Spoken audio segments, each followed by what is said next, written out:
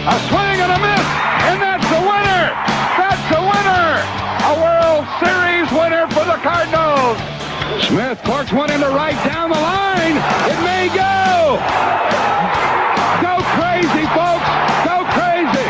It's a home run, and the Cardinals have won the game by the score of 3-2, and a home run by the Wizard. Go crazy. Swinging a long one into left field. Adios, goodbye, and maybe that's the winner. A 3-run homer by Clark, and the Cardinals lead by the score of 7-5, and they may go to the World Series on that one, folks. What a team. What a ride. The Cardinals are world champs in 2011.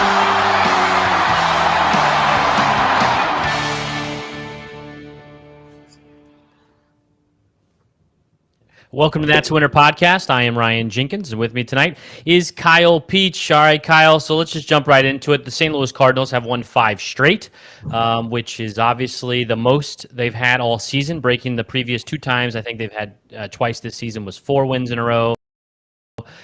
Is this a homage? Is this just the team got hot for a moment, or is this really who they were supposed to be from the start?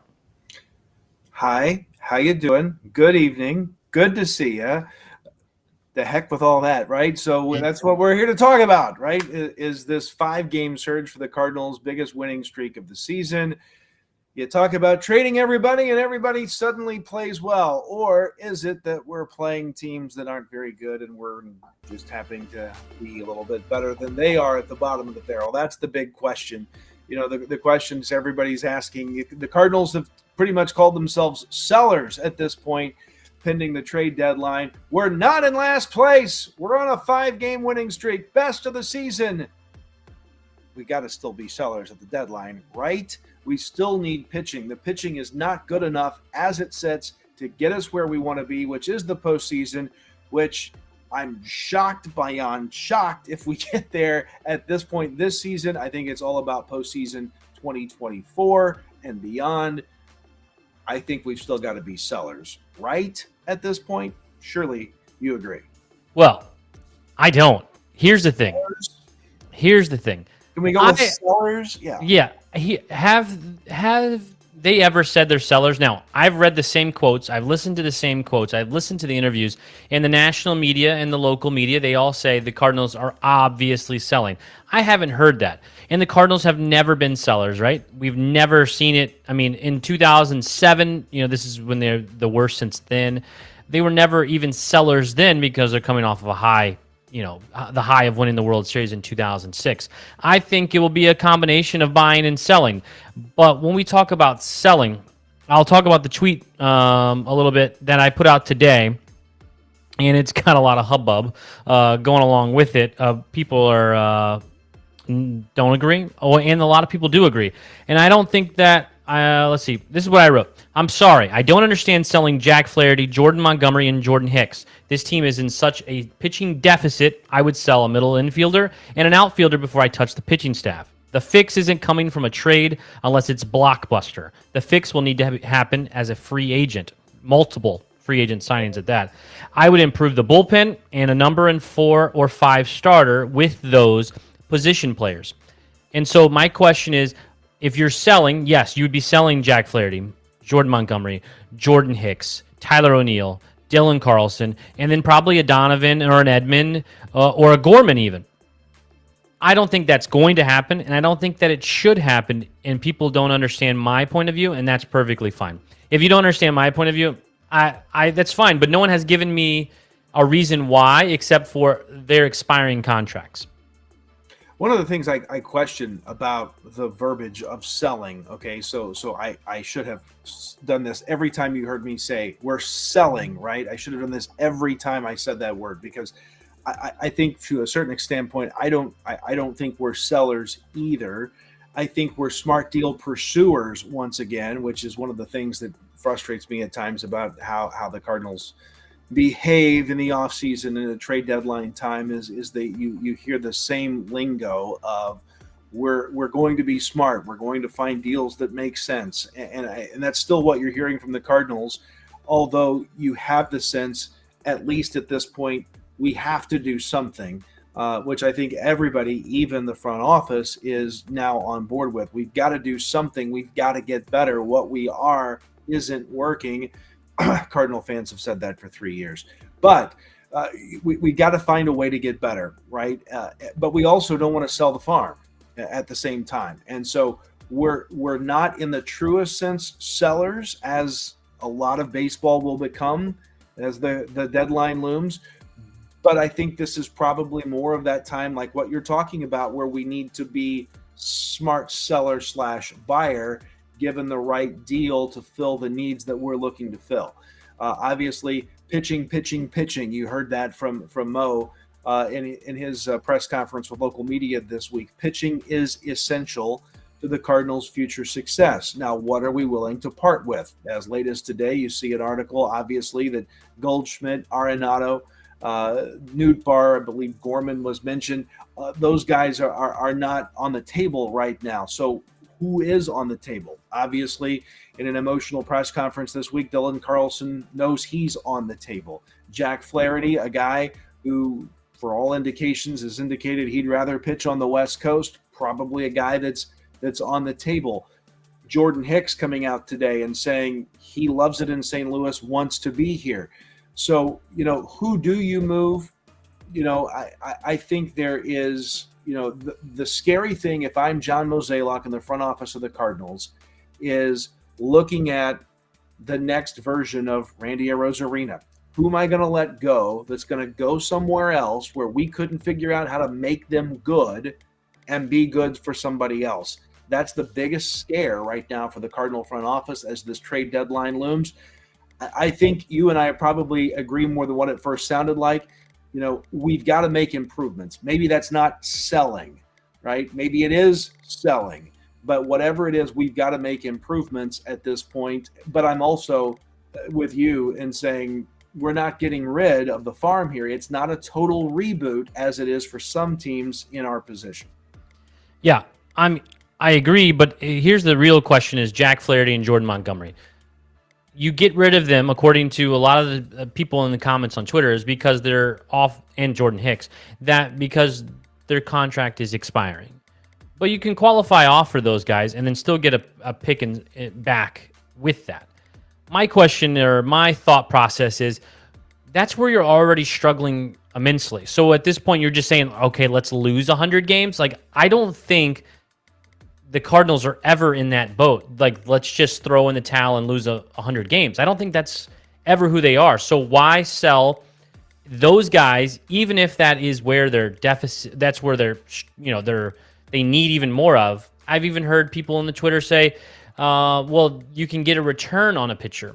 I can even look some of those up. Like, well, sure, you can get returns, but no one's going to be ready this year. I have a lot of people commented back on this.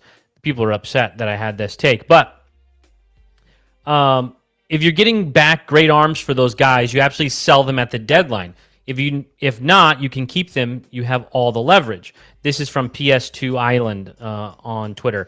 Well, sure, but what contending club is going to sell you MLB-ready pitching for a half a season rental of mediocre MLB pitching? That's not a thing. Like, that doesn't make any sense whatsoever. So who's selling that to get Jordan Montgomery and Jack Flaherty? Jordan Montgomery is probably the one that has the highest upside in the trade value. Jack Flaherty probably has the highest upside possible as a player down the road, but he also has probably the lower floor of Jordan Montgomery. I don't think Jack Flaherty is going to get you much, and that's why I think a qualifying offer makes most sense on him. Do you want to pay him $18 million next year? Do you think he'll accept an $18 million one-year deal next year? Maybe you're worried about him accepting that, and you don't want to pay him that because you don't think he's worth it. But you still have to go out and find a bunch of pitchers for next year. So why take these guys and throw them away just to trade and not get anything that's ready? They've said that they want to be ready for 2024. Selling Jordan Montgomery to get some prospects does not improve you for 2024. Selling Jack Flaherty for prospects doesn't improve you for 2024. Now, selling Dylan Carlson or Tyler O'Neill Paul DeYoung, Brendan Donovan, selling some of those guys packaged together, that can improve you for 2024, and it won't hurt if you actually get some help in the pitching side for 2023 as well, which is a long shot to make it, and I get that, but I still think this team finishes in the Central in second or third. I still lean towards they're probably finishing in second. I think the Brewers are actually decent and will hold on to that spot in first, but I don't think the rest of them are very good, and I think that the Cardinals are still second or third in this division. Well, and also remember, too, that a lot of what you're hearing from the front office and a lot of the things that maybe aren't coming from the front office that are coming from other sources that might be somehow connected to the front office is a lot of PR, publicity, and hype, putting feelers out there to see, what can we get for a Flaherty, Montgomery kind of package, and if the deal is right, you move those guys, right? I don't think you would disagree with that. If the deal is right, if somebody's want to give up something that's going to help us for next year that we think is a good deal to get us ready to compete in 2024, I think you make the move. But you're not going to know what the move is unless people know those people are available. You got to make sure that people know that those guys are available if, in fact, you're willing to part with them. But at the same time, like you said, don't trade just for the sake of saying we made a trade. It's got to be a smart trade that makes sense. Yes, I will trade almost everybody at any point if the trade is a good trade. I'm just in the fact of because their contracts are expiring doesn't mean you just ship them off. Right. And I think that's what you see in losing clubs. You see that, the Cubs are going to do the same thing. They're talking about getting rid of Stroman. They're talking about getting rid of Bellinger because that's what they do every year, every couple of years. The St. Louis Cardinals is a different organization. Whether you guys or anybody wants to believe that or not, this is not who they are. And I still think they're going to go with that mindset. They want to keep the core group together is what I've read and I've heard in the interviews, not that we're selling. There is a gluttony of extra position players in the middle infield, and you have Mason Wynn coming next year probably. There's too many guys in the outfield. So selling from those strong points makes more sense to me than selling where you're already struggling in the pitching department. So why get rid of two of the guys that are pitching well right now? We have a couple things. We got Seth. Seth says pretty much what we're talking about now, but also asks, do you think that the 5-game win streak right now is a fluke, or do you still think, that they're not very good or that they are very good? Where do you think this 5-game win streak?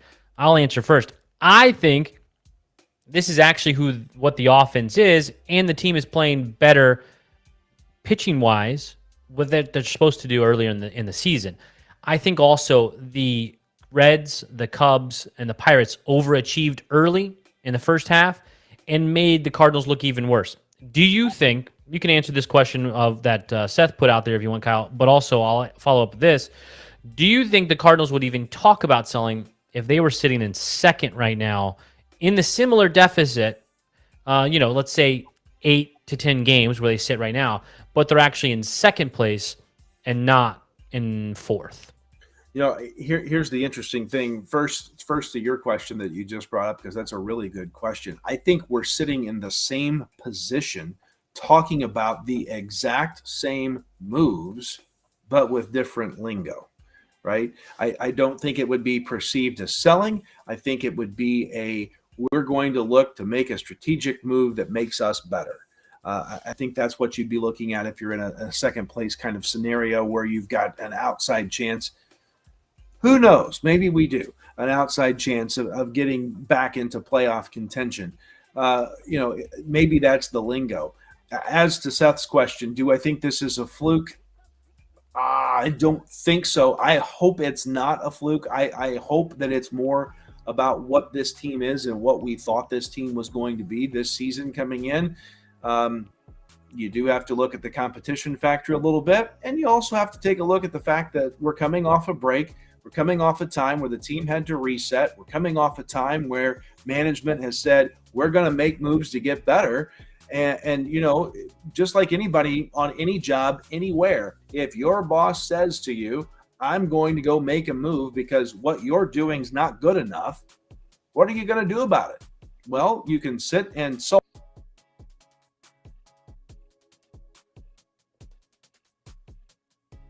I think we were losing Kyle there. Is frozen.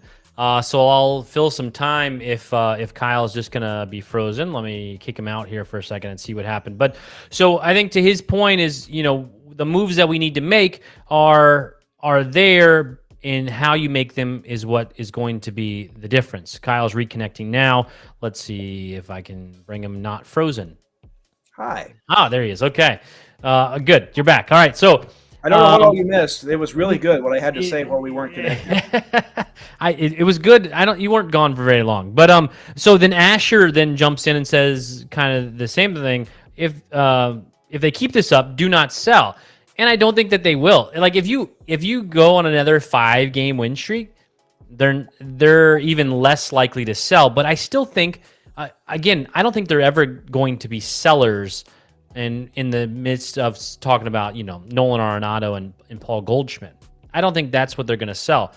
I think to say that they're selling would be Jordan Hicks. I think that would be selling. Someone that wants to be back. He has said he wants to be back. And he has pitched very well as of late in the last 10 or so, maybe more appearances. That would be a signal that they are doing what I would call the higher end of their selling that they would think about. So if they would win 5 straight more, 10-game win streak, they'd be within, a handful of games of first place. We don't win 10 games in a row. How about 8-2? 10 games in a row? About another 8-2. I remember just recently they won 17 in a row. And we fired the manager as a result. And that's true.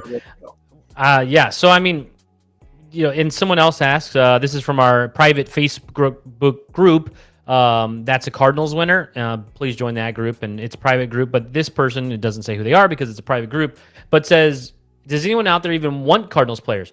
That's another thing. There's not a lot of value in a lot of these guys. Being Jordan Montgomery is probably the highest value in that group that we're talking about. Maybe Jordan Hicks for a team down the line that's going down the stretch that's trying to hopefully make a long run, but they're still half rentals. So the only thing you're going to get real value out of is going to be guys that is going to hurt to get rid of. Nolan Gorman, Brendan Donovan, maybe even Dylan Carlson, Lars Nootbaar. Those are the ones that be hurtful and talk about, actually selling.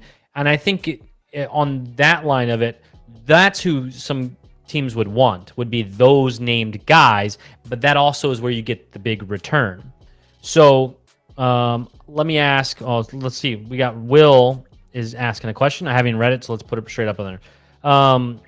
Good time for a shakeup trade like 2011, Colby Rasmus, Trevor Miller, Brian Talent, PJ Walker, Octavio Tell, Edwin Jackson. I mean, that was a huge trades that moved a lot of it was a bunch of little trades that moved a lot for the bullpen and solidified that bullpen. Do you think that? I think that's something that you're going to see. But who's the big name that you think would be sold?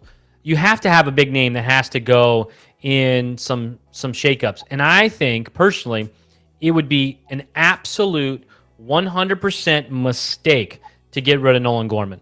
I mean, I would value Paul Goldschmidt, Nolan Arenado, probably flip those two. Nolan Arenado, Paul Goldschmidt, and then probably Walker, and then Nolan Gorman as the top 4, untouchable unless the deal is just amazing in front of you, guys that I would not be moving. After that, I think there's a gap of who I wouldn't be moving, but I think the biggest name that I would see going would be Brendan Donovan. And I've been saying that since last year. I said I would have traded him last offseason because that's when his peak was probably at, and he wasn't a highly touted prospect. He's older. He's a late bloomer. He's someone that they didn't expect to be here, and this may be a flash in the pan, a la Paul DeYoung, which we then signed and are stuck with that contract. So I think that's where you have your biggest value because the upside's there. Even if Tommy was healthy and available, I don't think you get near the same return that you would for Brendan Donovan. That is who I would be looking to get rid of if I'm looking for a big splash move. Yeah, I think that makes a lot of sense. I think you have to look at this from a standpoint of the Cardinal front office. We're not used to being in this position. We quite frankly are shocked we're in this position. So, by the way, is all of Major League Baseball. You look at a lot of the headlines from ESPN and other sources, The Athletic and others. Biggest disappointments of the first half of the 2023 season, and the Cardinals are right up there at the top of the list. Nobody expected us to be here. We're surprised that we're here. We didn't think we would be here. You've also got a lot of upset fans because our recent track record of dealing players has not been all that great and successful. And you talk about the success of Arozarena, you talk about Alcantara, who got a loss today thanks to the Cardinals, and others, former Cardinal players that we've let walk or traded away that are having success other places. So you don't want to make that kind of move. You don't want to shake things totally up because you really believe that what you have is what you want as a Cardinals organization. So therein lies the rub. You don't want to make a mistake. You like what we've got because you thought we were going to be good with the way we are. So now you've got to come up with a totally different approach that you weren't ready to do, and you're scared to make a mistake. So the Cardinals really have a struggle internally about how they're operating, and you heard the shift to looking for more strikeout pitching than contact pitching as being something they're going to take a harder look at. They would be raked over the coals if they make a move and they get rid of somebody, even like a Brendan Donovan, who goes on to become a great player somewhere else, and the return that we get in exchange for that peters out in the Cardinal organization. So they're going to be very mindful of that because of the past track record. They can't afford to make those kind of moves, which is why, again, I kind of lean into what you were saying earlier, that I don't think they're going to make a wild decision here to make a move that they don't think makes sense and provides us value. And so maybe really we're not sellers. Well, and I have a few follow-ups to that part, but I don't think that Brendan Donovan has star potential. He's more of the Arise, the guy that we saw today in the last few days, where he's an on-base guy. It's not flashy. It's not sexy. He gets on base, and he doesn't hit home runs. He gets a lot of singles. Brendan Donovan only has like 10 doubles on the season, and then his handful of home runs this year as well. That's more of who he is, and that's just a baseball guy. Nolan Gorman, I think, is the guy you worry about that then becomes a super. We're talking about Jordan Walker, superstar, obviously in that same realm of that conversation. I don't think Brendan Donovan is anywhere close to any of those guys. I think Dylan Carlson's ceiling is higher than Brendan Donovan. Tyler O'Neill's than Brendan Donovan. Like, all those guys' ceilings are much higher. So I'm not as worried about Brendan Donovan turning into this big giant star. But then I also follow up with this. They're scared to make a bad move, which is scary in itself, that then they're second guessing themselves in the moves that they're going to be making. Then that's worrisome. So then as fans, do you second guess John Mozeliak and Bill DeWitt and the whole front office into making the right move? Like, do you trust them to make the right move? We've heard a lot of fire Mo, fire Mo. It's kind of died down over the last 10 days because they've been playing better and obviously winning like 8 of 10 now or something like that. So do you trust John Mozeliak to make the right move right now? I think a couple of points to that. One is 2011 is not 2023. And I think that's something that everybody's got to keep in mind, including John Mozeliak in the front office. What worked in 2006 and 2011 is probably not going to work in 2023. We talk a lot about the Cardinal way, and I love the Cardinal way. And I think that's something we've got to stick to, but we've got to adapt. And maybe we've not adapted. I don't know about maybe. We have not adapted to the point that we need to keep pace with the game in 2023, and that's kind of showing in the results. We're very spoiled, right? As Cardinal fans, whether we know it or not, we're very spoiled. This team's success, the winning record after winning record, the playoff appearances numbers are ridiculous, and it is rare for us to be in a situation like we're in this year. Imagine all of the Cubs podcasts that are happening right now.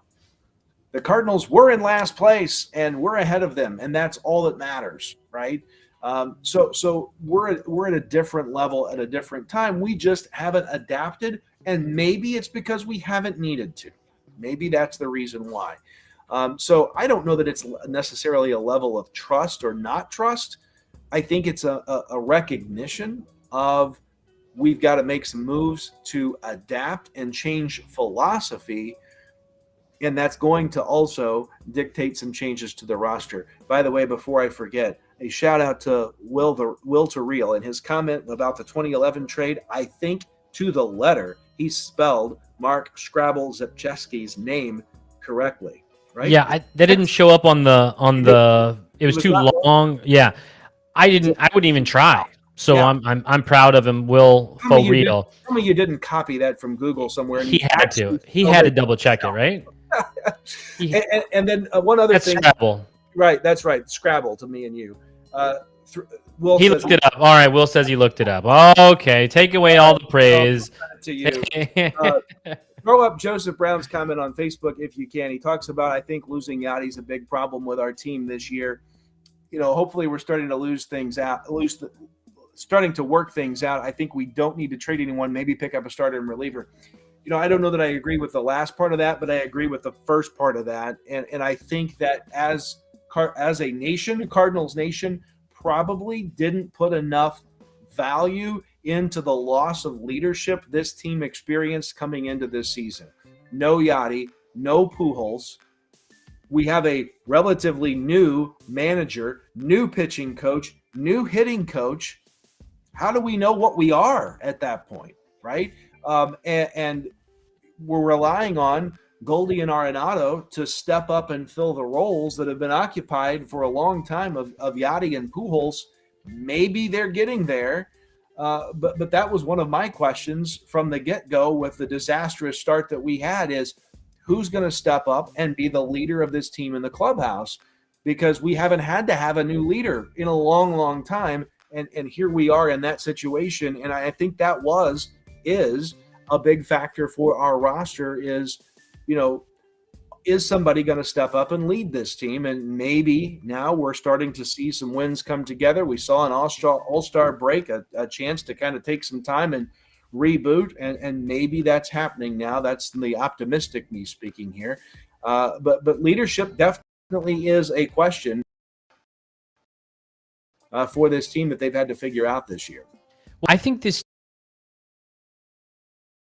overachieved dating back to 2019. And I think that though it was masked by good leadership in Yadier Molina, Albert Pujols coming back last year, obviously Adam Wainwright.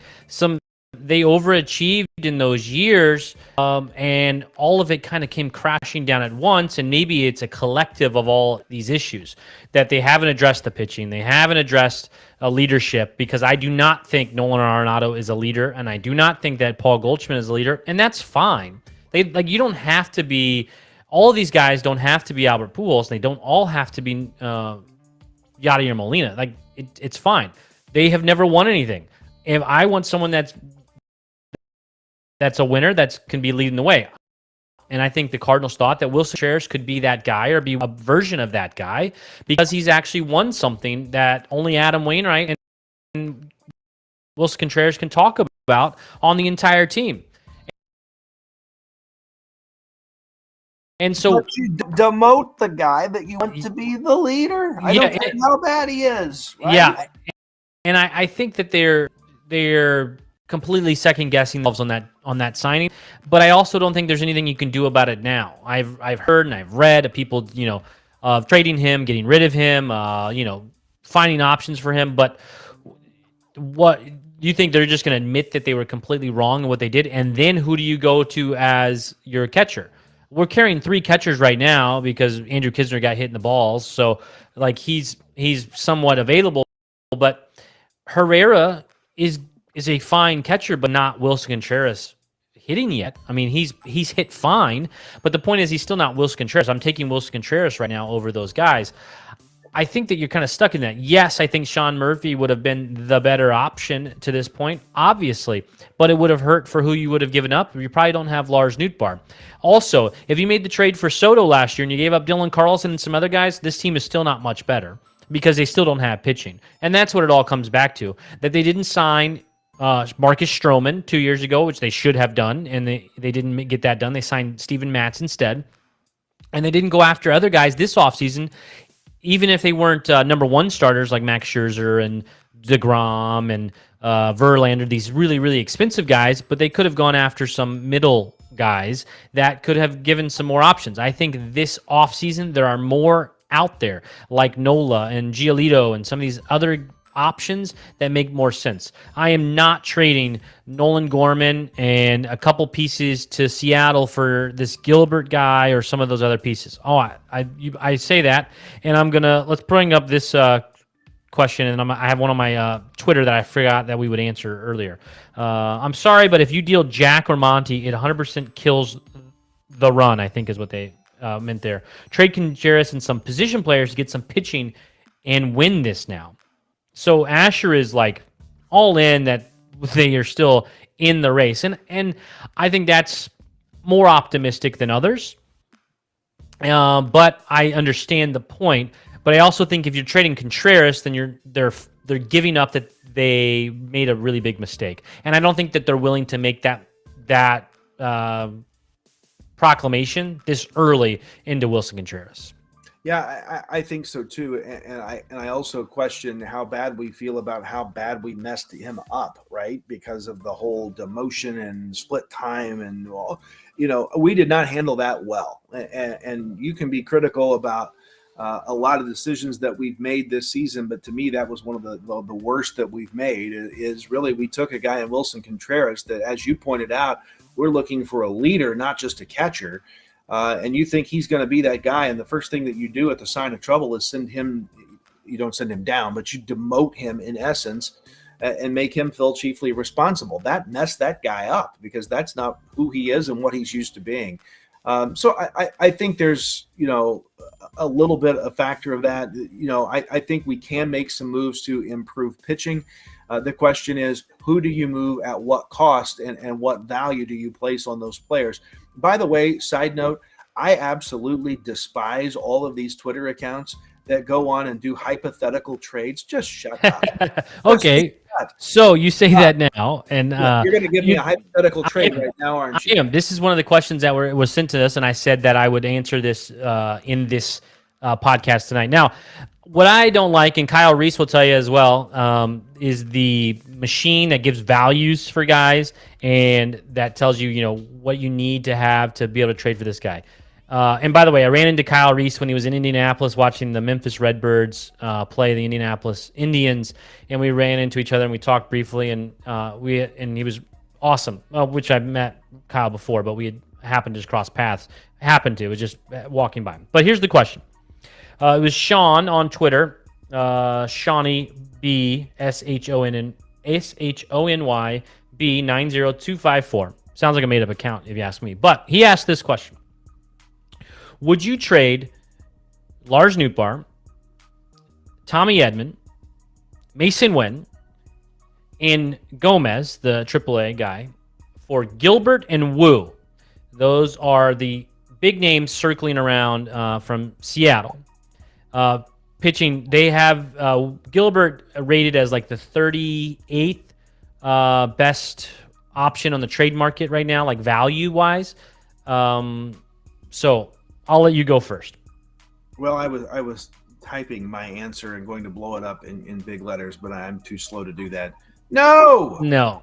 Yeah, I think that's easy to me. Sean, I just tweeted back at him and said I'm about to answer this question. The answer is easy for me. No.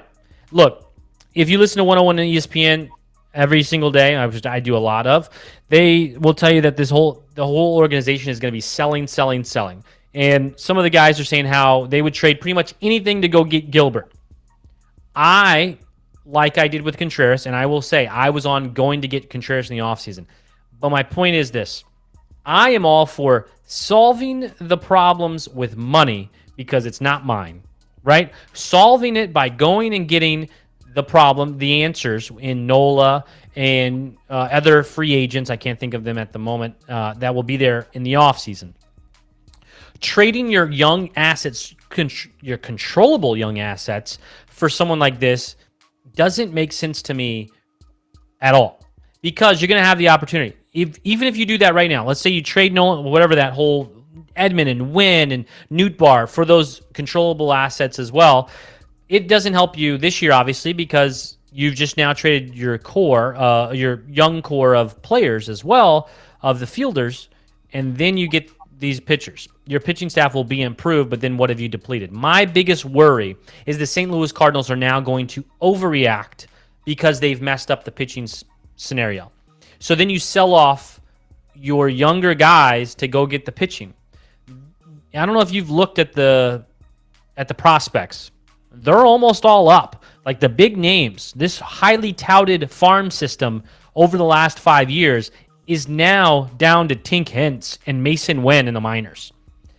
You know, the big names, Walker and Gorman, and I'm sure I'm forgetting some. The point is, they're up. The rest of the big names aren't left. So if you trade some of these names now, they're not coming. These generational hopeful players aren't coming back through the door. I think it's a big mistake to go and try and correct what they haven't done for the last 3 years in signing pitching. I think you hit the nail right on the head. And who would have ever thought, you and I sitting here together, would have ever said anything about fearing the Cardinals would overreact to something? Yeah. That has never been the philosophy of this organization. But, I think, first of all, are we throwing in the towel for 2023? Are we done with 2023? Is 2023 not winnable? Are you asking me? Is it rhetorical? Yes. I yes to both. Are we done in 2023? I don't think the Cardinals believe in done. Katie Wu said last week that the Cardinals haven't convinced. Sorry, this was right before the All-Star break. That the Cardinals haven't convinced themselves that they were done in 23, and she said that would be a mistake. And I don't look. This is the worst season the Cardinals have had in 20 years, right? I think that's fair to say. I'm trying to think 2007, and then before that would have been in the earlier 2000s, right? I'm trying to like 01, maybe 2000-ish, would be the worst time. And I still think this team, as it sits today, you do nothing to it, still finishes second or third in the division. And that's the worst team in 20 years for the St. Louis Cardinals. This is abnormal for the Cardinals, but this is who the Cardinals are.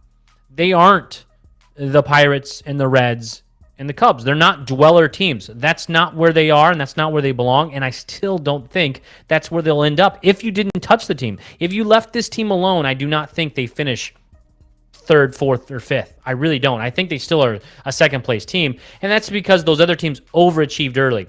We've talked about this team, everyone, media, over the years and years and years, and I don't like this because I don't know how you attach this, but the Cardinals are a second-half team. All the players are different, so I don't know how they're a second-half team always, but it's already the second half, and they're already playing better.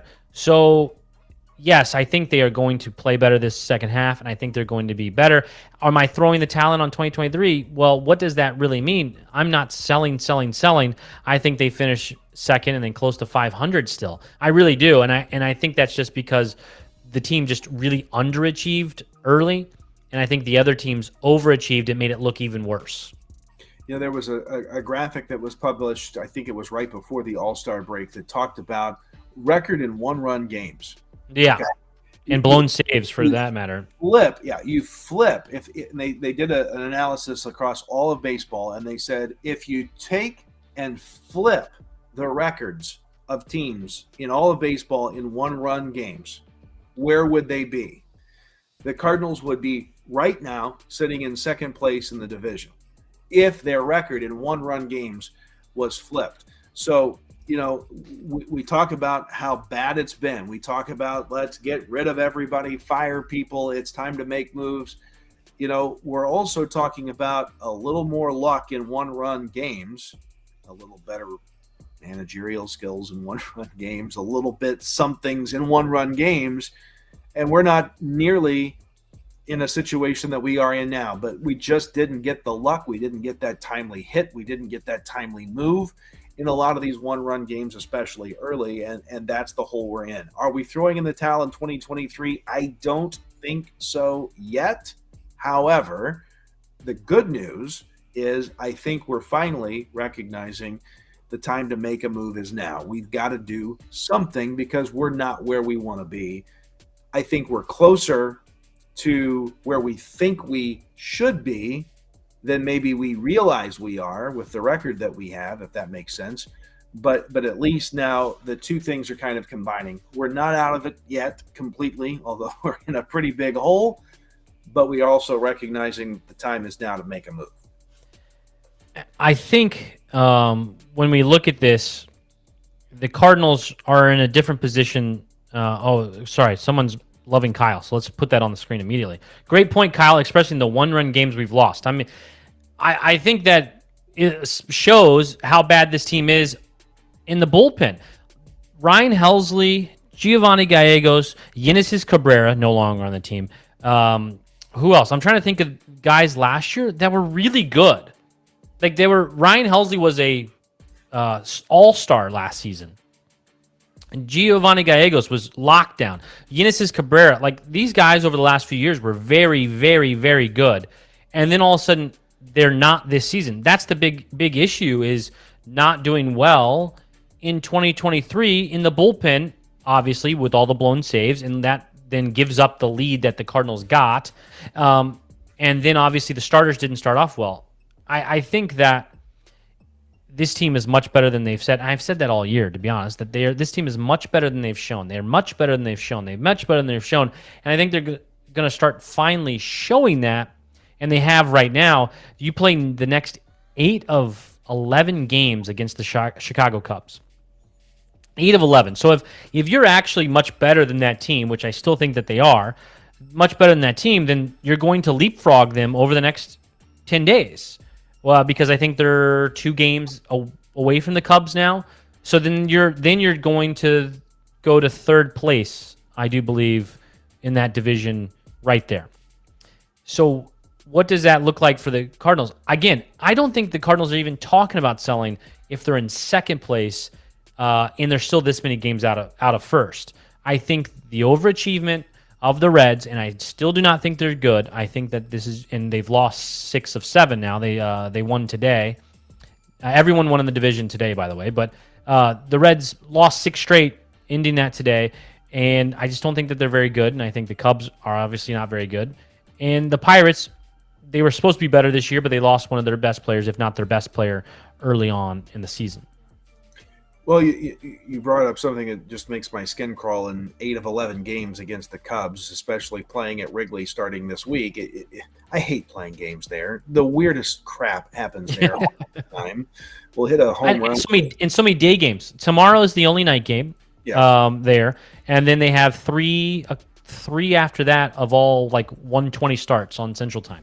Yeah, so get ready for the fact that we're going to hit a game-winning home run, and it's going to hit a duck that flies over the ivy wall and left, and it becomes a double, and we lose the game. I mean, stuff like that happens at Wrigley all the time. So I hate this time of year where we're playing the Cubs so much. But I think you're right in that if things go the way they should, we should be able to make up some ground in the division, because the Cubs, we think, are worse than what we are. This is the opportunity. This is the chance to prove to prove that the Cubs, you're better than the Cubs, is right now. Obviously, it's the only time that the Cubs are even coming to St. Louis this season. This one time, so that's in the next 8 days, because they go 4 and then 3 and then back with 4 again with the Cubs. So you obviously have this opportunity to leapfrog them and pass them by a wide margin. If you play well in those 8 games. So if you are better than them, this is the chance to not only pass them, but then also make ground up on the Reds as well. Because again, I think this team is a second place team. I don't think the Brewers are going to falter now, but I also do not think the Brewers are going to be buyers either. I think they're going to do like last year and be sellers a little bit because they can't afford certain things. So they're gonna sell what they know it's going to cost money next year, and they're going to do a little buying here and there. Yeah, I think that makes sense. I don't look for anybody in the division, maybe outside of the Cardinals, to really make a push to get dramatically better, and how dramatic remains to be seen. And I think, as you get into these long stretches where you're playing division opponents, which, as Joe points out, is fewer and far between this year with the new schedule alignment, that you got to make your move when those times happen. When that new schedule came out, quite frankly, I was thinking that somebody's going to win the NL Central this year with a below 500 record. And I'm still not convinced that's not going to happen. I was going to say it could still possibly be there. Right. It still could be there. So, I think that's, why I also think we're not out of this thing yet, is because we've got these stretches coming up with teams in the division that we can make some runs and some strides in.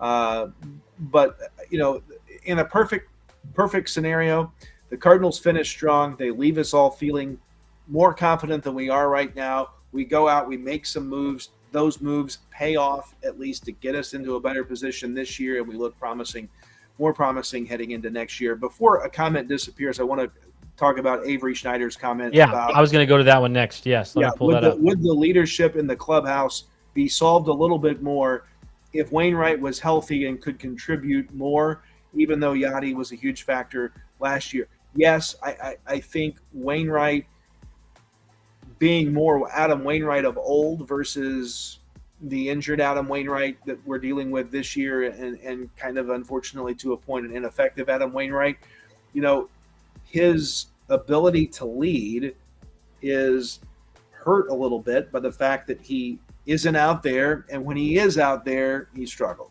And in essence, we've lost all three of the core leaders from last year's team. So that's a good point too. And should Wainwright have gone out with Pujols and Yachty? Maybe we're finding out. So also, maybe we're finding out another thing outside of these mock trade proposals on Twitter. Another thing that I hate: World Baseball Classic. Go away. Leave the major league season and players alone. The only thing that happens to Cardinal players that go there is they go there, they get hurt, or we get to October and they're crap because they played in the World Baseball Classic. Adam Wainwright, another example, and to that extent, Nootbaar too. And Miles Michaelis had a slow start as well. I will answer this question first, and I think yes, if Adam Wainwright was pitching well and was really good, then his ability to lead would be a lot different. I think that's the big thing. Like, if Adam, even if he's healthy, I don't think it changes it if he's not pitching really well.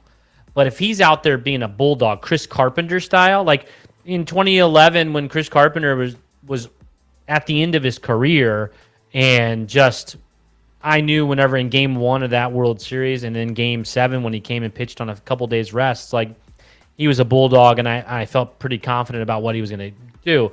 And Adam Wainwright just hasn't been that since last year before, I don't know, August or so. So if Adam Wainwright was back and he was decent enough, if he was, I don't know, just pitching well and not bad, I think that his leadership would be a lot more felt, and it wouldn't be as big of an impact after losing Yachty and Albert, nostalgia from last year. Yeah, you hit the nail right on the head. I don't really have anything more to add to that. It's exactly right. Hey, that's exactly right. I'll take it. There you go. I'm looking at other comments. We have a bunch that I'm scrolling through. I think that might be all of them that we got to. Joseph just adds that he doesn't like the scheduling. I know you hit on that briefly, and I think that all we look for in this season of mediocrity, or even less than, is reasons why, and how to blame it on anything other than that the Cardinals didn't sign pitching. I mean, you can look at everything that went into the St. Louis Cardinals, and I think the biggest issue isn't that we're not playing these crappy teams, because those crappy teams beat us early in the year. Like, the Pirates still beat us, and the Reds still beat us. So if we played them more often, they just would have beat us more often. The Cardinals just weren't equipped. I think the biggest problem with the St. Louis Cardinals early on is that the Cardinals have a lot of similar players, a lot of streaky players. Nolan Arenado is a great player, but he is a streaky hitter. Paul Goldschmidt is a great player, but he's a streaky hitter. Nolan Gorman has proven he is an elite hitter just like those two guys, but he's very streaky. Paul DeYoung, we know, is streaky. Tommy Edman is streaky. Brendan Donovan has shown he's streaky. Like Tyler O'Neill, who's obviously not been around very much this season, but he is a very streaky player. So whenever you put all these streaky guys on the same team, what happens? Well, if they all get cold at the same time, they're screwed. I'll ask you a couple more questions, Kyle. So Tyler O'Neill gets activated tomorrow. If you're listening to this, he's on podcast. He would be activated today. We may already know that corresponding move if you're listening to it, but what happens? Who's the corresponding move for Tyler O'Neill when he's activated from the 60-day IL? Yeah, I don't know. I honestly don't know that I have a guess. You might have a guess at this point on what that's going to be. You know, my wife and I even were discussing this yesterday. Well, what's going to happen? She said maybe Alec Burleson, and I could see it, and because you got to think of the pitchers. I'm just saying you got to assume Jose Fermin is the guy that moves, but he's an infielder because you need that middle infielder with Tommy out, right? Like if Tommy's healthy, then it's even a more difficult question. But Jose Fermin is there because Tommy Edman is unavailable. So I would assume it's Jose Fermin, but I can understand Alec Burleson, who has struggled for stretches this year as well, streaky as well. And I can understand that.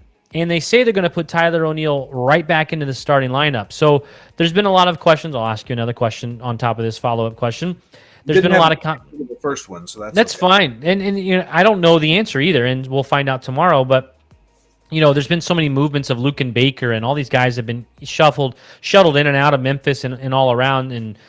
But is the Cardinals center fielder for 2024 on this current roster? We've talked about all the pitching issues, bullpen and starters, but the outfield is so packed full with mediocrity.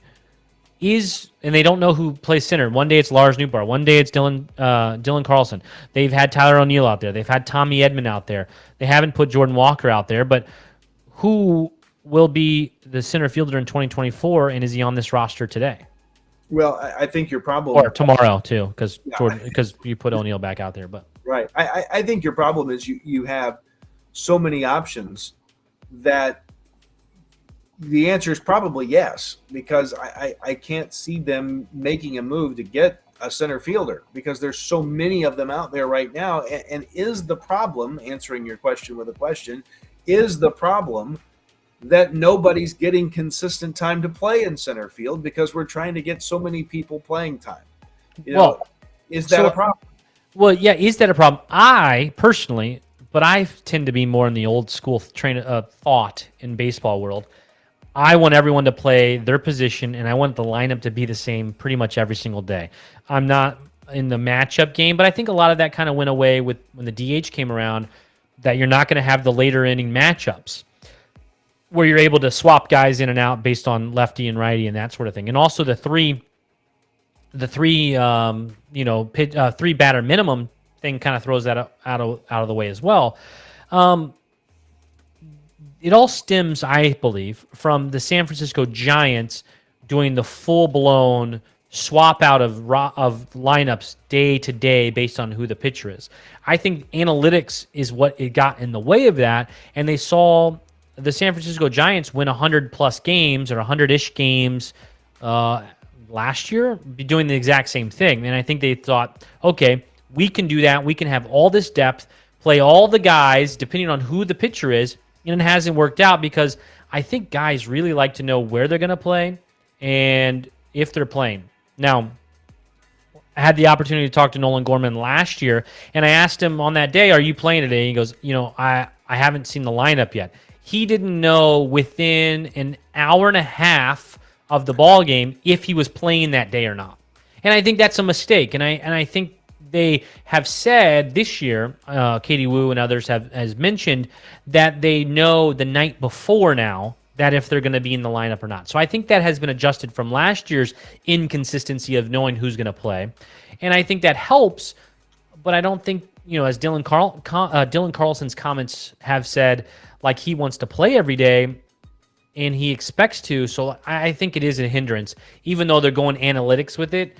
And I think that you need to kind of clear the space in who you're going to lose. I'll keep on following up with more questions. And someone says that Victor Scott is coming as well. And I don't know much about Victor Scott. And we'll definitely have Kyle Reese on in the offseason to talk more about prospects. I think he's in Springfield. I could be wrong. As I was just looking at him on Twitter just earlier. And I know that you have these guys that are available, but I just don't know all this. You have so many guys right now that aren't good enough. Tyler O'Neill has shown he's good, but he's not good enough of the time. Lars Nootbaar, people really love him, and I'm a big Lars fan, but he hasn't shown he's doing enough. And that's where the problem kind of lies, where a lot of these guys are mediocre. And Tommy Edman, I think, should be a second baseman or shortstop, more likely second baseman, and shouldn't be playing the outfielder. But he's probably the best center fielder on the team, and that is a problem as well. Yeah, and you saw, what was it yesterday? I don't even know the record. I just saw the fact there was a headline hit my phone that said Major League Baseball set some sort of offensive record yesterday. We're getting the baseball that Rob Manfred wants, right? A lot of offense, not a lot of time. See you later. Have a good night. We'll take your money. Get out of here in 2 hours or less, please. And hopefully you had an enjoyable experience because there was a lot of offense. So, where am I going with that? Because now I get on that soapbox. But, I think that you're talking about a difference in gameplay. You're talking about a difference in how the game is being played. And so as you look at where you're positioning players and where you're moving things around, I think you're messing players up by not playing them every day, trying to find that right, perfect combination based on data that isn't really current because it doesn't include the game that you're playing in today, right? And so we kind of take that out of the equation sometimes a little bit. Let me ask you a question, since you keep firing questions and I keep firing answers with questions back. So does the fact that a guy like Dylan Carlson gets emotional in an interview talking about his future with the organization, does the fact that a guy like Jordan Hicks says in an interview, this is where I want to be, does that sway you at all from saying they're movable pieces? Does the emotional component of guys that seem to want to be here sway you from moving on from them? Well, I think that people in general, got those players obviously, but also people are afraid of change anyways. Dylan Carlson, it's all he knows is the St. Louis Cardinals. And, when he played the minors, all the way up. So I don't think he wants change of any sort. Dylan Carlson has a girlfriend they're best friends with Nolan Gorman's girlfriend, and they're best friends with, I'm missing one other girlfriend. There's 3 young guys that are all girlfriends, not wives, that are all best friends. They all don't want to uproot their lives. There's a human element to this business that we talk about all the time.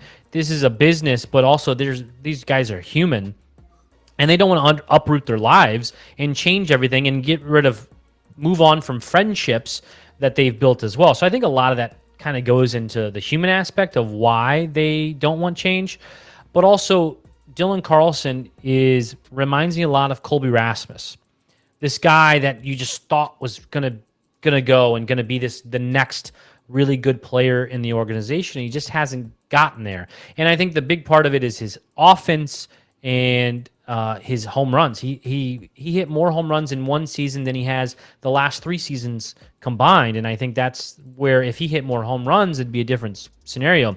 Asher says that Carlson, no way that he thought Edman is better than Carlson in center, that he has a much better arm. Now, Carlson has a much better arm than Carlson.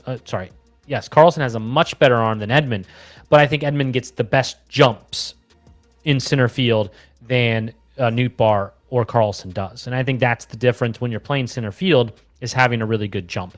That's the difference there. So would I move on? I really like Dylan Carlson. I think you're getting rid of any of these guys, Newtbar, Carlson, Donovan, Gorman, like these names, I don't want to get rid of any of them.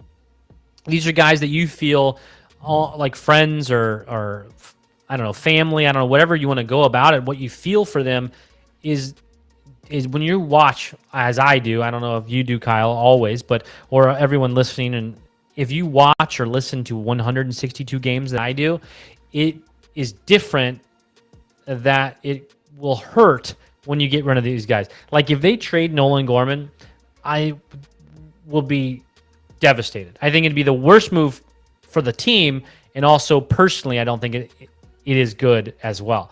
But getting rid of Dylan Carlson, it's all about return for me. If I will trade Jordan Walker today, if the return is correct, but I don't think the return is usually going to be worth the squeeze most of the time. Yeah, I think that's hitting the nail right on the head. I think all of these guys, for Cardinal fans, become like friends, right? Because you're around them 162 days out of the year if you're following every day, and they wear the logo of the team that you're diehard fans of, and so you are fans of them. And to see them depart is always not fun, unless they're guys that you want to see go that are causing problems. And really, the only guy that you didn't just rattle off in your list that kind of, to me, has a little angst to him is the guy they're going to put back in the starting lineup when he gets off the injured list in Tyler O'Neill. So, maybe that's the confident statement trying to say, you're our guy, Tyler. We want you to be here, Tyler, kind of scenario with him, and hopefully he can take off and run with it. But you're exactly right. It's all about what makes the team better, and if we're going to rip the Band-Aid off in any respect and make any kind of move where we send any of our friends somewhere else, it's got to be a move that makes us better. Well, and we back to the friendship part of it. Like when you and I were on the field in spring training, got to throw out first pitches, Adrian Chambers was on that team. I have an autographed ball from Adrian Chambers that I still have. Like there's guys that are so, I don't know, I won't say small, but it's just so brief as a Cardinal that you still have memories of, and guys that you still liked on the team that were, but also the 25th man on the roster or the 24th man or the 23rd man, like different. When you're playing these guys every couple days and there's so much rotation, these guys, the 25th man is Jose Firmino. Okay, so 23rd guy is still guys that we see a lot. And I think that makes it even more difficult or more different than we have in years past. And we've seen a lot of these guys come up through the organization, which I heard today on the broadcast with Chip Carey that not a single one of the players for the Marlins on the field was someone that came up through the organization. They were all either trades or they were all signed in free agency. Not a single one came through the organization, which obviously is not the way that the Cardinals build their team. And then, like whenever the Cardinals got rid of Edmundo Sosa last year, he had been with the organization for 10 years. Like, think about that change for these guys. And you know that Dylan Carlson and Nolan Arenado are really, really close. These guys get close to each other, so then you're losing friends. And Miles Michaelis said it the other night post-game, like, we need to rattle off like 10 wins in a row so we don't see our friends leave. And I think that's like, people don't look at the human aspect of sports in general, and that these are people's lives that we're messing with. And then when we're going online and saying mean things, like Paul DeYoung has gotten the biggest stuff on his back from fans. And, it necessarily is, the human aspect doesn't be thought about. One guy and I were disagreeing on Twitter, and I said, I disagree, but that's okay. Like, at some point, it's fine, and we can all have different opinions, and we don't have to get to the mean part, because these guys are humans, and we got to remember that part in the business aspect as well. Yeah, and I'm probably as guilty as everybody else of making comments that I don't really mean, that just trying to express the frustration of a season like we've been in. But at the same point, I sit here and tell you that I know that as Cardinal Nation, we are very, very spoiled. We have been very, very spoiled. We are very, very spoiled. We have maybe the best sports franchise in all of the world in our back door in St. Louis, a little closer to me than to you and Indy. But, it's an honor to follow this team and everybody that dons that uniform. I can scarcely think of anyone who's put on a Cardinal uniform that I wouldn't like to meet, that I don't feel like I know, that I don't feel like for at least a point in time in life I felt was on my side and a good guy. Marcelo Zuna may be at the top of that list. Maybe not right now, but, hey, for the most part, these guys are part of Cardinal Nation. They always will be. And we're going to find out sooner rather than later, I guess, who's still going to be around for the next phase of the Cardinal Nation mystique of hopefully a rebound after a dismal start to the season. All right, so before we get to the very, very end of what you want to discuss real quick at the end, let's talk about the next 11 games. Cubs for 4, 3 with the Diamondbacks, and then Cubs for 4 again. What do you think? What's your prediction for? And people can comment in as well what you think what is going to happen in the next 11 games. But Kyle, I'll let you go first. And what do you have? I think it's important. It's to me the most pivotal stretch of the rest of the season. What happens in the next 11 games, I think, dictates how big of moves will occur at the trade deadline. It's 11 games against two teams that are both statistically, record-wise, better than we are. Right? Oh, yes, and also the Diamondbacks, I do believe, are now first in their division. I will double check. No, they're sorry. They are a game and a half behind the Dodgers. So they are 54 and 42. They're respectable. They lead the NL wild card race right now. If you're one of those, something like that. Yes, they are clear by a game and a half of in the wild card. Yeah, so that makes it a tough stretch because not only are you playing a Cubs team that is by record better than you are, you're playing the first 4 games of a pivotal stretch on the road in the crap hole that is Wrigley Field, and you're also playing a rival who wants to kick you while you're down. So you've got those things working against you. Knowing that the Cardinals are feeling a sense of urgency because we've said we're going to make moves to make this team better, and because these guys don't want to lose friends, I think that's helped propel us a little bit. I was getting ready to say what Gritty said. I think 8-3. That was my number. 8 was my number. That's lofty. That's really, really, really lofty. Okay. Let me say this. If the Cardinals, who are on a current 5-game win streak, then goes out and wins the next 8 of 11, okay? So 9, 10, 11, 12, 13, and what did we say? 3 in the last 16 games. Where does that put them in the division? Second. I think they're already in second at that point. If they're winning, because I think the Reds are free falling. And they obviously did. They lost 6 straight. Now they just got it back on track. They're in second at that point. You're probably talking, if you're on that run, 7-ish back in the NL Central first place spot. If you go 8-11 over the next 8-3 in the next 11. Well, I think is it false hope? I mean, are you just you and Gritty over there just? I just want to pull up one thing. La La Land, is that what you're thinking? We're out here. Hold on. I just want to pull up one thing. There was a stretch. Sorry. Here we go. There was a stretch where I thought this team had turned it around. It was a couple months ago. They had lost. It was the big losing streak. Yeah. It was the big losing streak where they had lost 1, 2, 3, 4, 5, 6, 7, 8 in a row. They lost 8 in a row. But then they went on and won 2, 3 in a row, then lost 1, then won 4 in a row. So they had won 7 of 8. Then they lost a game, so 7 of 9. Then they won 2 more, 9, and they lost 2. So they were 9 and 2. Then lost 1, so 9 and 3, and they won 2 more, 11-3 in that stretch. I thought they had turned it around. I thought this was the team that we were going to get, and they were on their way back. I think they cut it to 5 games at that point. And then they went on another 1, 2, 3, 4, 5, 6 game losing streak, and then it just went downhill from there. Are you ready? Yeah. Here we go. This is what this team does. By the way, Gritty, hey, it's Kyle, guy on the left. Guy on the left. Guy on the left. I love That's that. Kyle. I love This the is guy. Ryan.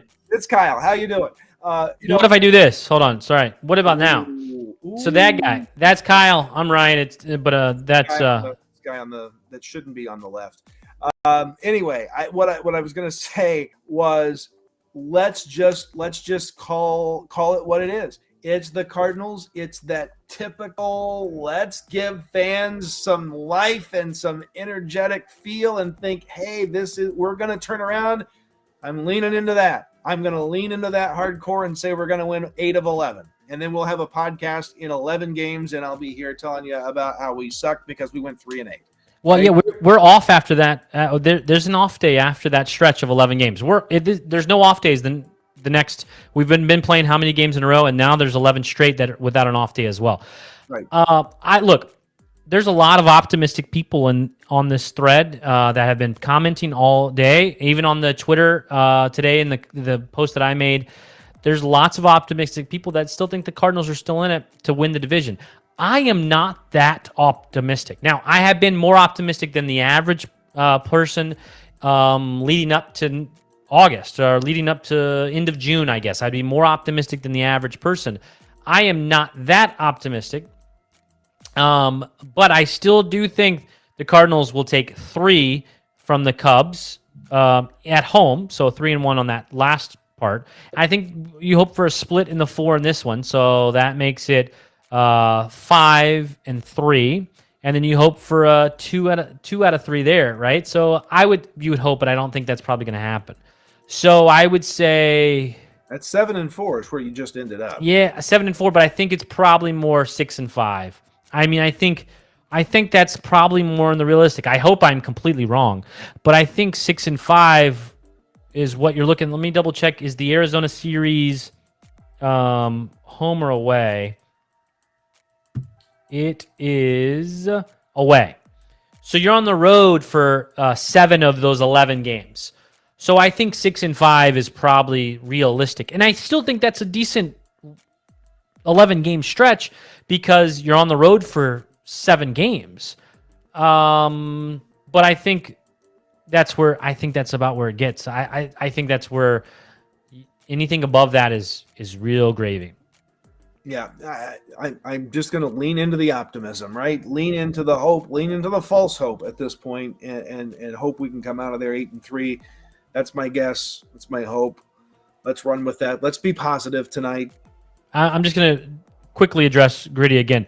He just got here, he said, so he's late to the party. This entire thing will be on the podcast on Spotify, Apple, Google, available for rewatching on YouTube, Facebook, and Twitter. You can go back through the whole thing as well. The quick answer is no. I don't think Arenado's going anywhere. But anyways, you can always catch the podcast everywhere you can listen to podcasts, but also video-wise, YouTube is always posted up there as well. Kyle, you have this. Here's your cue for your sponsor mentions. Got to get those in. That's Winter Podcast is brought to you by. Don't read the screen. Jersey Flock, Lids.com, Breaking Tea, and Hide It Mounts. I own something from all of those companies. I am a user of all of those companies. Jersey Flock gave away a jersey a couple weeks, a month ago or so. Breaking Tea has awesome hoodies and everything. Hide It Mounts, the bat over my shoulder is being hung up by Hide It Mounts. I have 10 more Hide It Mounts on the wall outside of this as well, holding up bats as well. I can't recommend them enough. If you don't know anything about Hide It Mounts, if you're a gamer, it's a good place for that. See, like sports memorabilia, good place for that. Check out Hide It Mounts. Look at our links on our link tree on all of our social media so you can find all the links to all the stuff so we can get credit and have a little money for us. I have some expensive things that I bought to make this thing happen, so I'm just slowly getting that money back over time. Hey, Joseph, Joseph, keep on coming back, Joseph. 5 more minutes. Yeah, we got a couple more things here. We're not quitting just yet, but Joseph, I appreciate the kind words. Here's Gritty's problem. He's worried about the Nolan Arenado, and then they get traded. I just don't think it makes any sense. The money involved, what they want to do, and he would have to waive a no trade. Like, I just don't think it's going to happen. I think your jersey is safe, and Kyle's jersey over his corner is safe as well. It would be a catastrophe if he was traded, and I would be very upset. But Kyle, let's talk about one more. Sorry, here we go. Sorry. So this is my in the podcast story this go round. So we talk a lot about Cardinal Nation, right? And this is something that has just been profound to me about Cardinal Nation. There is a small town near me. It's Louisville. Don't you dare call it Louisville. Louisville, Illinois, population 1,136 as of the 2020 census. And this particular photo that you're seeing here comes from the San Francisco Giants. Why are we talking about the San Francisco Giants? Because that guy right there is Bailey Zimmerman. And if you've heard that name before, it's because he's a charted country superstar in the making. Fall in Love and Rock in a Hard Place are songs of his that you may have heard of. Well, he took a visit to San Francisco to see the Giants camp at the invite of Kyle Haynes. Why is that important? Both of those guys, Bailey Zimmerman and Kyle Haynes, are from Louisville, Illinois, in the heart of Cardinal country in southern Illinois. And there is Bailey visiting the Giants camp, said he signed a 1-year deal. Kyle Haynes made all that happen. 1-day deal. What's that? 1-day deal. A 1-day deal. Yeah. 1-day deal with the Giants.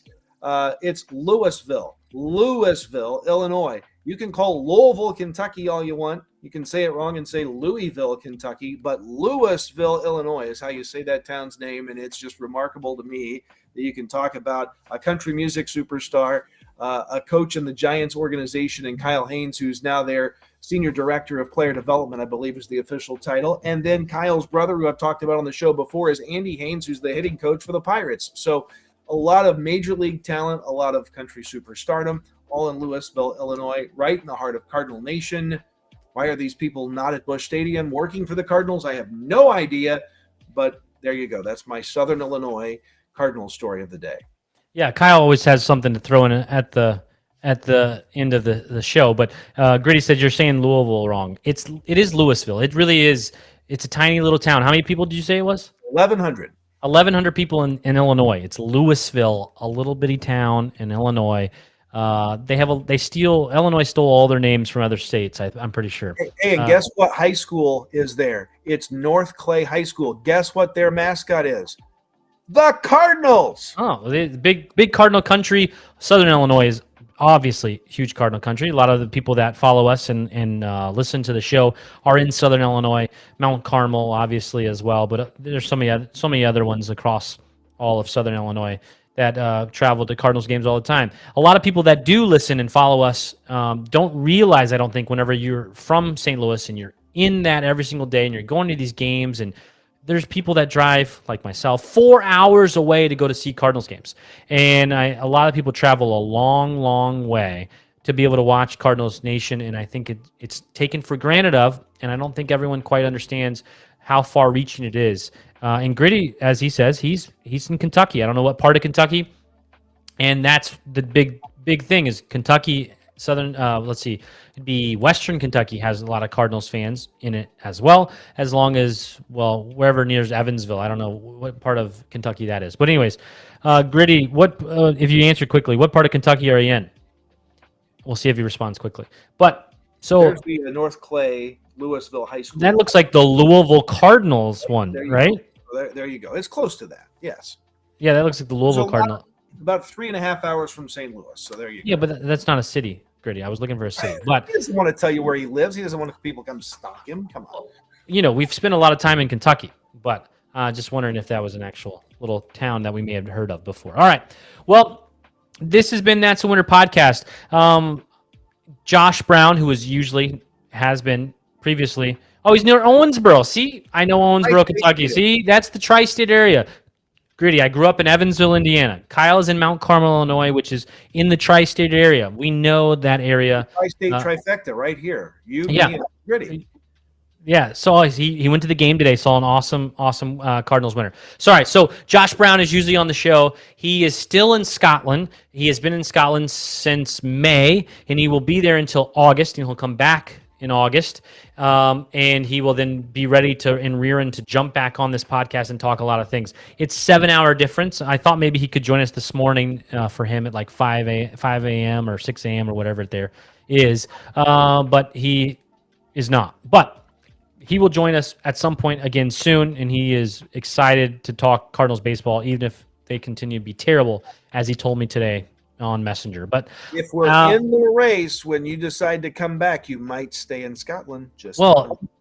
They got better when he left. They Right. did a little better, and then they started petering out again. So I don't know. And to be honest, I'll say this. Josh is a pretty negative fan. I'm more optimistic. Josh is pretty negative. So it's probably been best for everyone that he hasn't been around to be on the microphone to be pretty upset. But all right, this has been That's a Winner podcast. I'm Ryan Jenkins. That's Kyle Peach. Appreciate it. Keep on listening. And you can find us everywhere that you can find podcasts. So Spotify, Google, anywhere you find us. So keep on listening and follow us on Twitter at That's a Winner Pod. Appreciate it. This has been That's a Winner podcast. Sugar from the belt to the plate. A swing and a miss, and that's the winner. That's the winner. A World Series winner for the Cardinals. Smith corks one into right down the line. It may go. Go crazy, folks. Go crazy. It's a home run, and the Cardinals have won the game by the score of 3-2 on a home run by the Wizard. Go crazy. Swinging a long one into left field. Adios, goodbye, and maybe that's the winner. A 3-run homer by Clark. And the Cardinals lead by the score of 7-5, and they may go to the World Series on that one, folks. What a team. What a ride. The Cardinals are world champs in 2011.